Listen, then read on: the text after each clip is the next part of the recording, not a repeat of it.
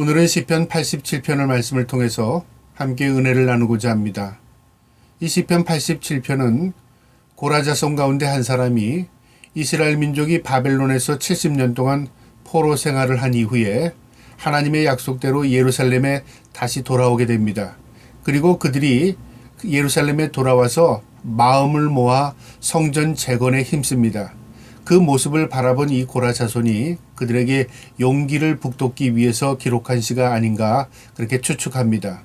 특별히 이 시는 시온의 영광, 시온의 노래라고 제목을 붙일 수 있는 시인데요. 하나님이 임재하는 장소였던 이 시온을 노래하면서 많은 열방들이 그 시온으로 돌아온다는 예언적인 시와도 같은 것입니다. 오늘날로 말하면 이스라엘 민족을 통해서 우리 이방인인 우리 모든 사람들이 다 구원을 받은 것처럼 하나님께서 이스라엘을 택하셨지만 그 이스라엘을 통하여 이방 민족이 다 구원의 손길 아래 놓이게 된다는 예언적인 시이기도 합니다. 이 시편을 통해서 저와 여러분이 주신 놀라운 은혜를 고백할 수 있기를 주님의 이름으로 축복합니다. 시편 87편 1절에 그의 터전이 성산에 있으며 그의 터전은 무엇을 말하냐면요. 하나님의 터, 기초가 어디에 있냐면 성산에 있답니다. 여기가 시온인데 바로 거룩한 산, 성산이라는 건 거룩한 산인데요.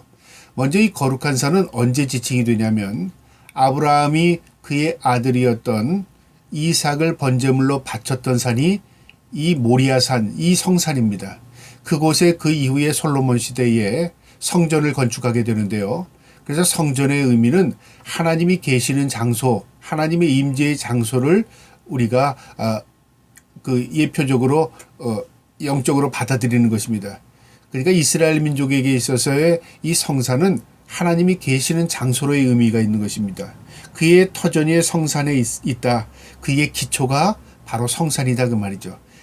그래서 이스라엘 민족이 2000년 동안 흩어졌다가 다시 돌아온 이후에 그들이 예루살렘을 회복하고 복구하고자 하는 노력이 지금까지도 지속되는 것입니다.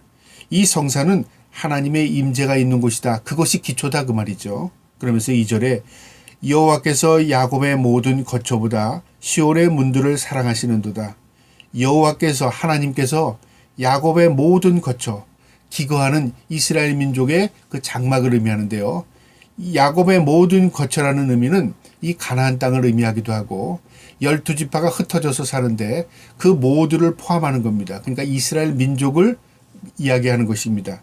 야곱의 모든 거처보다도 이스라엘 민족이 거처하는 그 장소보다도 더 비중을 둔 것이 어디냐면 시온의 문들을 사랑한답니다. 시온의 문이 뭐냐면 예루살렘, 하나님의 성소로 들어가는 그 문들을 말합니다. 그러니까 하나님의 나라라고 말할 수도 있고요. 하나님의 임재의 장소로 표현할 수도 있는 것입니다. 하나님께서 이스라엘 민족에게 관심을 가지고 계시고 그들에게 눈동자와 같이 지켜주신다고 했습니다. 그러나 하나님께서 그들이 왜 그들을 지키시고 그들을 사랑하시냐면 그들이 하나님을 향하고 있기 때문에 그렇습니다. 만약에 하나님께서 이스라엘 민족을 택하셨지만 이스라엘 민족이 하나님 앞에 등을 돌리고 있다면 이미 하나님과 이스라엘 민족의 관계는 끊어진 것입니다. 깨어진 것입니다. 이처럼 하나님께서는 택하신 백성이지만 그 백성들이 하나님을 향하고 있을 때 그 하나님의 백성에게 관심을 가지시는 것입니다. 이처럼 그들의 성소, 즉 하나님이 계신 그 장소에 하나님은 마음을 두고 계신다 그 말입니다. 3절에요. 하나님의 성이여 너를 가리켜 영광스럽다 말하는도다. 하나님의 임재의 장소인 성산, 하나님의 임재의 장소인 이 예루살렘 성, 그곳을 가리켜서 모든 사람들이 영광스럽다 그렇게 말한답니다. 왜 그러냐면 하나님이 계시니까요. 우리는 아름답고 그다음에 호화롭고 멋있고 그것을 볼 때 영광이 있는다 보다 그렇게 착각을 하는데요. 하나님의 영광은 하나님이 계신 곳입니다. 비록 누추한 곳이고 보잘것없는 곳이고 우리 인간들이 보기에는 별로 아름답지 못한 장소일지라도요. 하나님이 그곳에 계시다면 그곳은 영광스러운 장소가 되는 것입니다. 그래서 그 영광스러운 장소를 알 수 있고 찾을 수 있는 것은 하나님의 택함 받은 백성입니다. 하나님과 하나님의 백성과의 관계는 하나님의 백성은 하나님을 찾을 때 영광을 보게 되고요. 또 하나님의 영광은 그들이 찾는 장소, 그들에게 영광을 비춰주시는 것입니다. 4절에 나는 라합과 바벨론이 나를 아는 자 중에 있다. 여기 라합이라는 단어는 먼저요.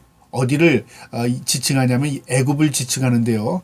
이 라합이라는 말이 무슨 말이냐면 이 고대 신화에 나오는 바다의 괴물이었습니다. 이 바다의 괴물은 사람들을 해치는 거죠. 그러니까 사람들은 바다에 나갈 때 늘 두려움을 가지고 나갑니다. 괴물을 만날까 봐요. 그러니까 우리에게 고통을 주고 우리에게 절망을 주는 괴물입니다. 그 괴물이 바로 애굽이었습니다. 애굽은 이스라엘을 늘 노렸고 늘 괴롭혔던 대표적인 나라가 애굽이었습니다. 그 다음에 또 한 나라가 있는데 바벨론이라는 나라입니다. 이 바벨론도 마지막으로 유다를 멸망시켜서 이스라엘 민족을 다 이 바벨론으로 포로로 잡아갔습니다. 그래서 대표적으로 이스라엘을 괴롭혔던 나라는 애굽과 바벨론입니다. 그것을 말하는데요. 나는 라합과 바벨론이 나를 아는 자 중에 있다 말하리라 보라. 그들 중에 하나님을 아는 자들이 있답니다. 이게 무슨 말이냐면요. 이스라엘을 하나님을 택함 받은 백성들을 괴롭히고 하나님의 택함 받은 백성들을 힘들게 했던 이 이방 민족 가운데서도 하나님이 택함 받은 백성이 있다 그 말이죠. 놀라운 말 아닙니까? 우리가 그 가운데 하나일 수도 있습니다. 우리가 이스라엘 민족처럼 택함 받은 백성이 아님에도 불구하고 하나님께서 저와 여러분을 택해 주신 것입니다. 그것이 놀라운 은혜입니다. 그래서 이스라엘 민족은 자신들 선민 사상을 가지고 있었습니다.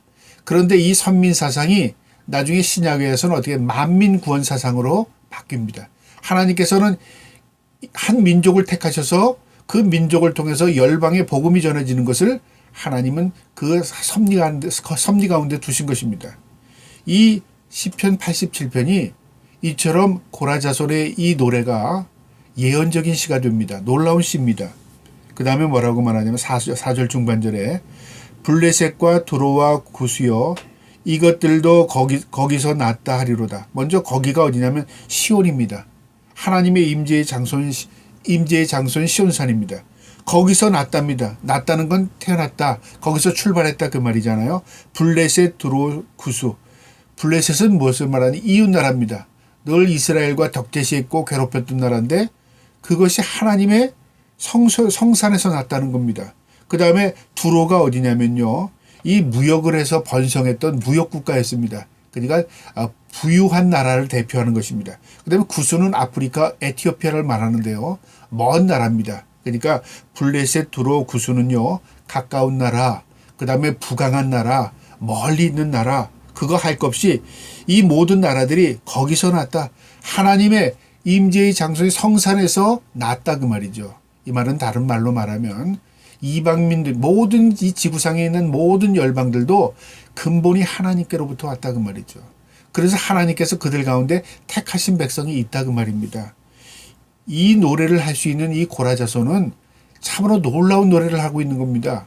이스라엘 민족은 그때까지만 해도 모두 이스라엘에게 국한되어 있었습니다. 하나님은 우리의 하나님이라고 생각했습니다. 그런데 이 고라자손의 노래는요. 하나님은 열방의 하나님이시다.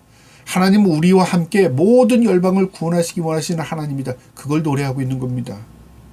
5절에요. 시온에 대하여 말하기를 이 사람 저 사람이 거기서 났다고 말하리니 지존자가 친히 시온을 세우리라 하는도다. 모든 사람들 이 사람 저 사람 다 개인적이죠. 그러니까 이 나라 저 나라가 아니다. 사람을 지칭합니다. 구원은 다 개인적인 것입니다. 이 나라는 구원하고 저 나라는 버림받고가 아니라요. 그 나라 가운데서도 멸망받을 나라 가운데서도 하나님이 택함 받은 백성이 있다면 그 사람입니다. 이 사람 저 사람 다 개인적인 것입니다. 하나님께서 이 구원받은 백성들을요 모으시는데 거기서 났다. 이 시온에서 났다. 하나님이 택한 백성이다 그 말입니다. 말하리니 지존자가 친히 시온을 세우리라. 지존자 하나님이시죠. 하나님이 하나님의 성산을 세운답니다. 그러니까 하늘나라를 의미하죠. 하나님이 다스리시는 왕국, 하나님의 백성들이 모여있는 장소 시온, 이것은 하나님이 건설한다 그 말입니다. 우리가 하나님의 나라를 만들 수 없습니다. 우리가 아무리 노력으로 아무리 우리가 거룩한 모습으로 하나님의 나라를 세워간다 할지라도요. 그것은 하나님의 나라가 아닙니다. 하나님이 임재하시고 하나님이 다스리시고 하나님의 택함 받은 백성들이 모여서 하나님의 다스림을 받는 나라가 하나님의 나라입니다. 그래서 이 시온의 이 노래는요, 놀라운 고백이 있는 겁니다. 구약의 고라자손이 기록했지만 오늘날 신약 교회의 모습과 함께 하나님의 나라를 바라보게 하는 겁니다. 6절에요. 여호와께서 민족들을 등록하실 때에는 그 수를 세시며 민족들을 등록하신다, 기록하신다 그 말이죠. 많은 열방, 많은 민족 가운데 구원받은 백성을 기록한다. 마치 생명책에 그 이름을 기록하는 것처럼 등록하시는 겁니다. 너는 택함 받은 백성, 너는 구원받은 백성, 하나님이 기록하십니다. 그 수를 세신답니다. 하나님만이 그 수를 아시고 헤아리십니다. 이 사람 거기서 났다 하시리로다. 이 사람은 하나님이 택함 받은 백성이야. 이 민족 가운데 이 사람은 하나님이 택함 받은 백성이야. 하나님께서 거기에 정하셨다 그 말입니다. 마지막 5절은 그 성령인데요. 노래하는 자와 뛰어노는 자들이 말하기를 나의 모든 근원이 내게 있다 하리로다. 놀라운 고백인데요. 노래하는 자, 뛰노는 자가 누구냐면 구원받은 이방인들입니다. 하나님의 놀라운 은혜로 자신들이 이스라엘처럼 구원받은 백성이 된 겁니다. 시온에 머물게 되었고 하나님의 성산에 머물게 된 것입니다. 그러니까 얼마나 기쁘겠습니까? 노래하고 뛰놉니다. 그러면서 그들이 말하는데 나의 모든 구원, 우리가 구원받은 것은 내게 있다. 여기서 내게라는 말은 뭐냐면요. 하나님을 지칭하는데 하나님을 너 그렇게 말하지 않잖아요. 여기는요. 상징적인 의미가 있는데 바로 메시아를 의미합니다. 하나님으로부터 구원이 있다 그 말입니다. 이게 누구냐면 메시아 예수 그리스도입니다. 예수 그리스도로부터 구원이 있다 그 말입니다. 오직 예수 그리스도만이 우리에게 구원을 가져다 주셨다 그 말입니다. 이 시편 기자였던 고라자손은요. 하나님을 향하여 노래하고 이스라엘 민족의 그 회복을 용기를 붙돋기 위해서 기록한 시였는데 예언적인 시가 된 겁니다. 그 노래에 나의 모든 구원이 내게 있다. 메시아에게 있다. 그것을 노래하게 된 것입니다. 이처럼 하나님을 찬양하는 이 시편에는요. 놀라운 고백들이 담겨져 있는 시입니다.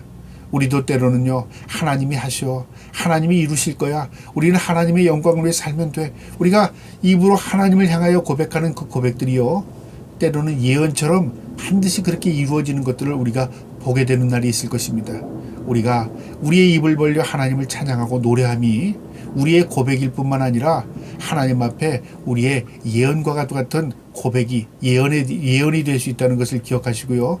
늘 하나님 앞에 높이고 하나님을 찬양하고 우리가 하나님 앞에 늘 고백하는 인생들로 살아갈 수 있기를 주님의 이름으로 축복합니다. 아멘.